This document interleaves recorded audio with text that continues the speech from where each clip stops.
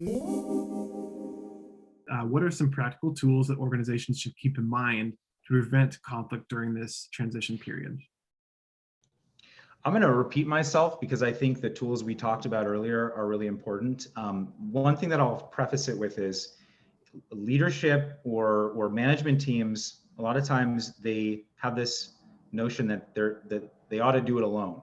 And all I'm going to say is don't do it alone. In other words, don't create your structure for change transitions.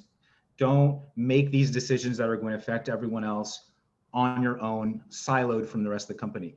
Be as inclusive as possible. So I'm just going to repeat myself. I'm going to give those three points again: inclusivity, transparency, and clarity.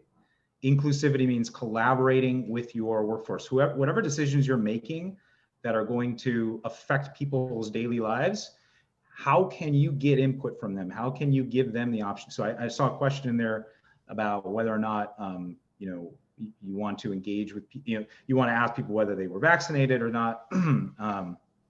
That's a tricky situation. It's a touchy, it could be a sensitive situation depending on where you work and what people are required to do there.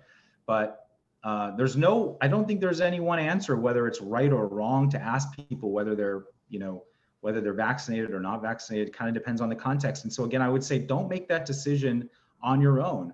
Ask your workforce what they all think. Get a sense of where they're at. If 50, it's like if 50 out of 60 people say, I don't want to be asked or something like that, well, then there's your answer, right? I mean, otherwise you're going to piss off a whole lot of people. So I think inclusion and collaboration are really important when you're making decisions that affect everybody. And I think the next part in terms of transparency, the way I think of transparency is once a decision has been made, you've weighed the input, you've weighed the perspectives, you go, okay, let's weigh it all in. Okay, we've made a decision. Be transparent about how that decision-making process happened and why you came to the decision you did. Be transparent about the perspectives that you weighed. We heard you here, we heard that there. Here's why we thought that was a problem. Here's why we thought that was probably a challenge. And this is why we made this decision to go forward in this way.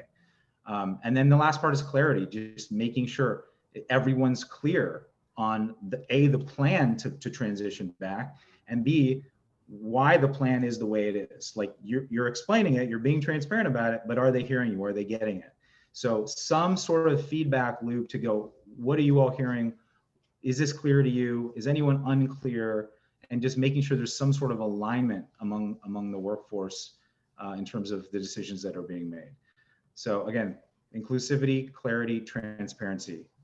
They're basic strategies for conflict management. I think they're super important for change management processes. And this sort of transition is no different. Try to be inclusive.